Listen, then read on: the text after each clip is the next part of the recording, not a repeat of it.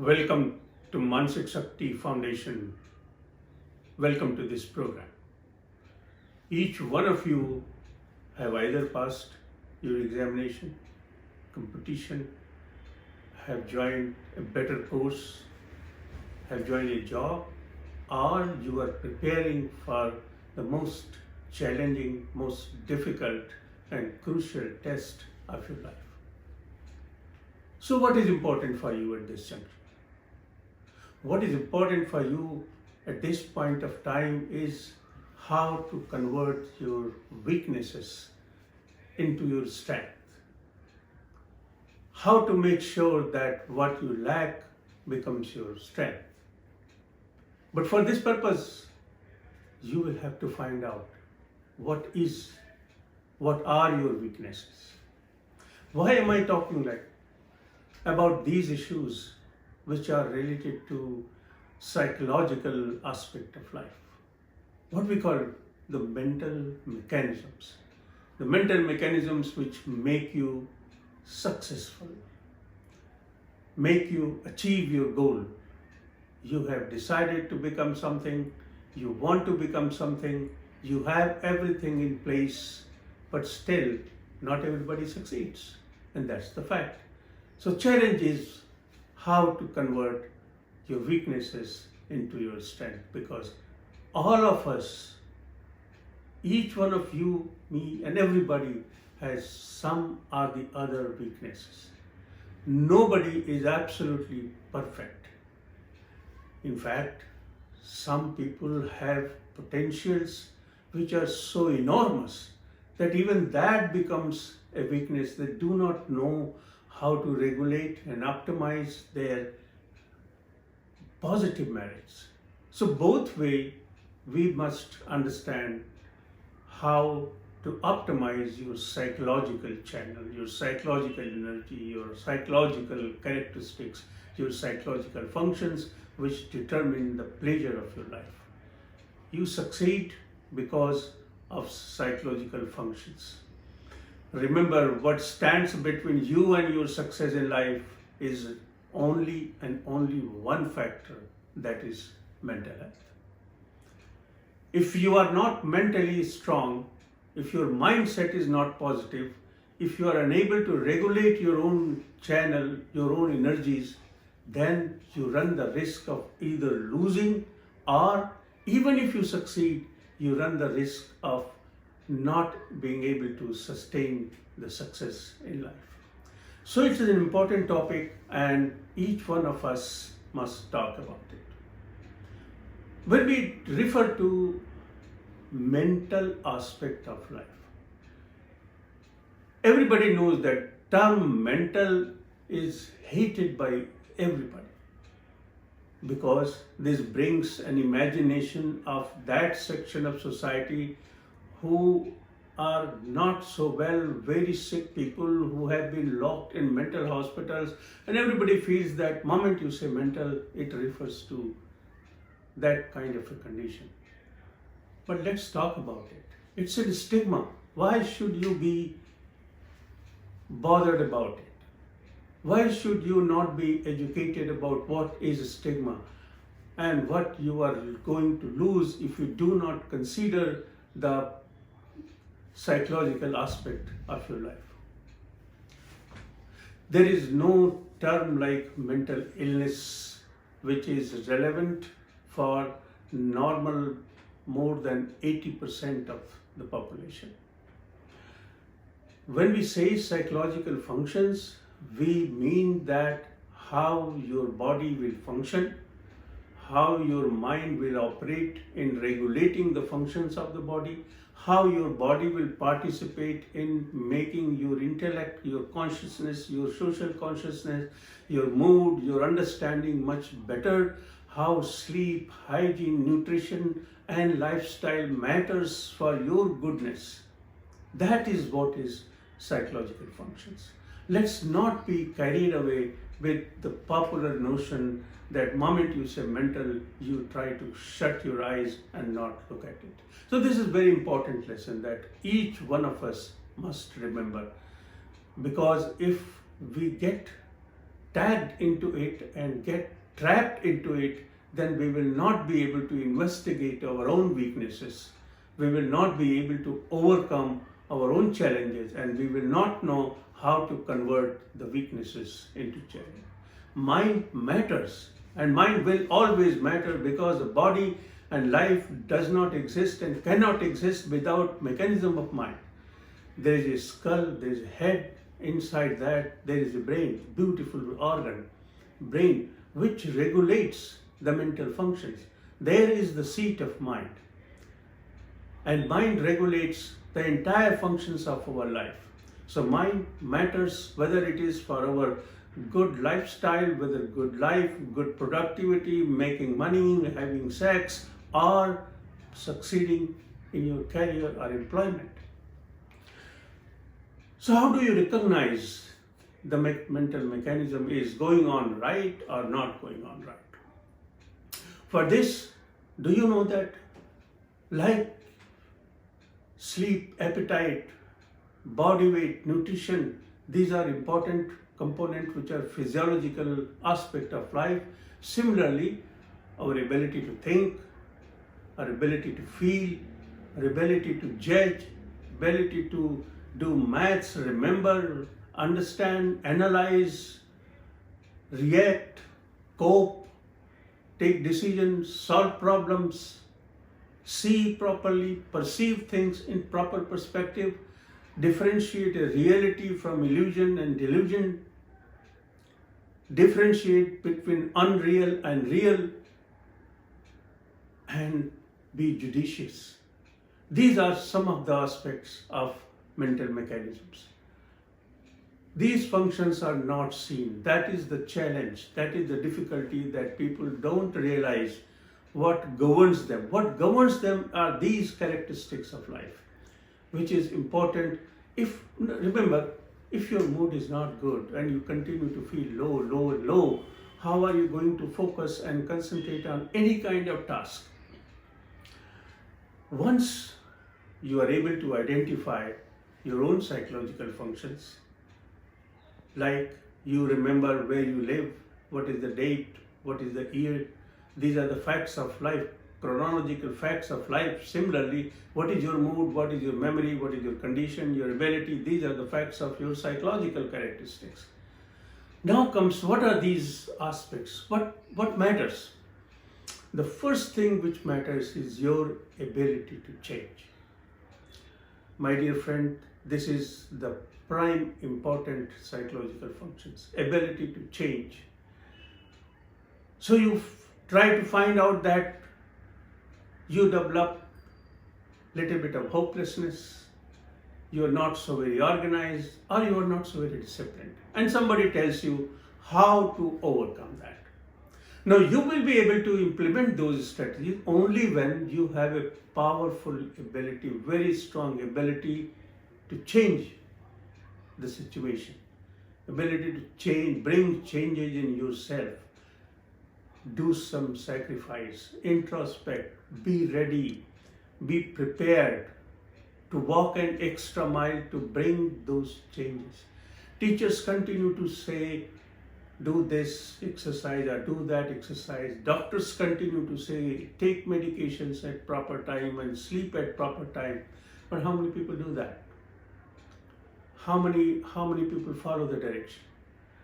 Not more than half. Not more than half. So your ability to bring change in yourself and comply with instructions or comply with routine or strategy that you yourself identify is an important issue. Now, where does this ability come from? This ability comes from self-awareness. So the second most important thing is how to become self-aware. We and every student and every teacher and everybody needs to know the strategy of self-awareness. Who you are, what is the purpose of your life, whatever you are doing, why you are doing that, what is the benefit, what will you lose out, What will you gain despite losing out something and still you continue to strive for a certain cause? These are the aspects of life that you determine in self-awareness process. You obtain this with the process of gross introspection. Now, it is a difficult terminology. What do I mean by introspection? Close your eyes, sit down 10 minutes every day. Let the world around you be dark. And in that, study the imagery that you get. Try to focus, and then the questions come which you ask yourself. A time will come, you will be more aware, you will be more enlightened, you will be more informed, and you will be then able to take a decision that you will say that yes, this is my passionate decision, this is what I want to do, and I have the reason what I want to do. Only intellectual decision is not going to be a very productive decision. A decision that anybody takes to do a particular task, become certain kind of a worker, or do anything in life depends upon what is the intellectual decision, what is the emotional decision, and what is the spiritual decision. That is a decision which comes out after a high degree of self-awareness. So your ability to change yourself is the most powerful determining force which will allow you to comply with the strategies that you have developed for changing your life to become successful. Similarly, it's not only about changing your thought or changing your mood, it is about changing your behavior. So, for example, you cannot sit more than half an hour in a place, or you have certain habit of smoking or alcohol or cocaine or cannabis, or you become very aggressive or express yourself with a lot of anger, or any kind of abnormal trait in your personality which leads to behavioral disturbance. How do you deal with that? Number of doctors will find if there is a cause which is, if there is a psychiatric disorder which is leading to this problem, of course that needs a treatment in a professional manner. That's not the issue that I'm talking about.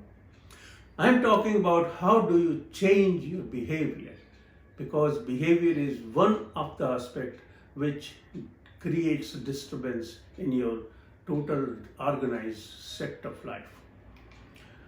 Persistent behavioral traits, whether it is impulsivity or it is hopelessness or if it is sadness, they continue to perpetually disturb you. You are studying, everything is going fine, and suddenly your mood becomes low, slump. 2 hours are gone. You don't know why. You're doing something good and suddenly your mood changes and you become irritable, or start fighting with your friend or partner, and you don't talk. Do not strike a conversation that what's going on, because you are reacting. You're reacting to an internal stimuli. You're reacting to an internal imagery. Some shade, some frightening situation has re-emerged in the canvas of your mind, and you are reacting. And you are unable to express what is that imagery. Is it fear? Is it threatening? Is it fear of failure? Is it fear of existence? Or fear of physical access to physical means? Unless you define it, you will not be able to overcome it. So where do you get the ability to define it? That you get from your self-awareness characteristics. Depression is a common condition prevailing in our country. Even in university students, 25% is the figure which has been quoted by many studies in India, that university students face problems of mood. But this is the number where depression is very obvious. students are clearly depressed and they need some kind of help, support, and treatment.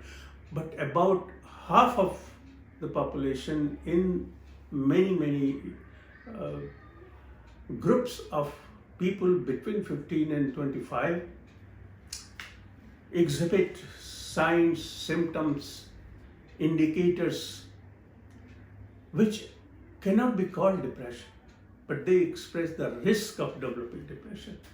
For example, people don't get sleep and live with this habit. People suddenly lose appetite and don't eat, become thin, lose energy. They don't necessarily go on to become depressed at that particular time. Certain people develop ideas of hopelessness and helplessness. So these kind of symptoms, these kind of indicators are also very important. It is important for each and every student to know the markers of good mental health. And then you will be able to define how is your mental health working, how it is participating on your side, how your mental health is participating in the total game of you becoming successful. So what are these factors of mental health? How do you identify? We identify this. There is no measure which can be given to everybody in day-to-day life.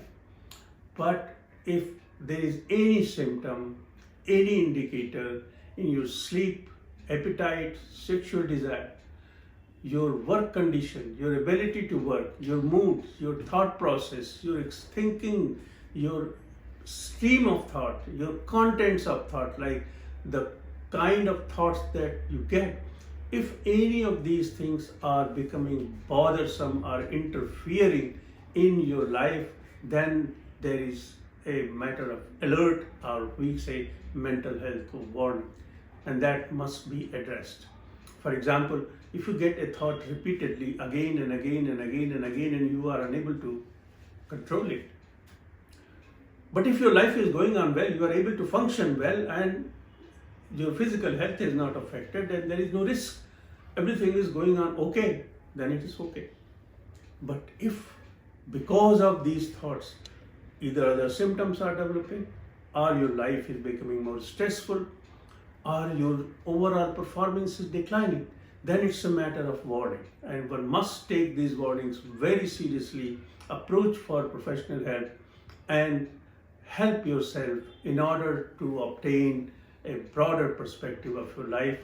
Remember, you cannot lose your objective because of not being able or not being informed about certain scientific matter that mental health matters. These aspects of life are finally going to determine who will be a winner and who will be a loser. We'll continue the dialogue. Stay with us.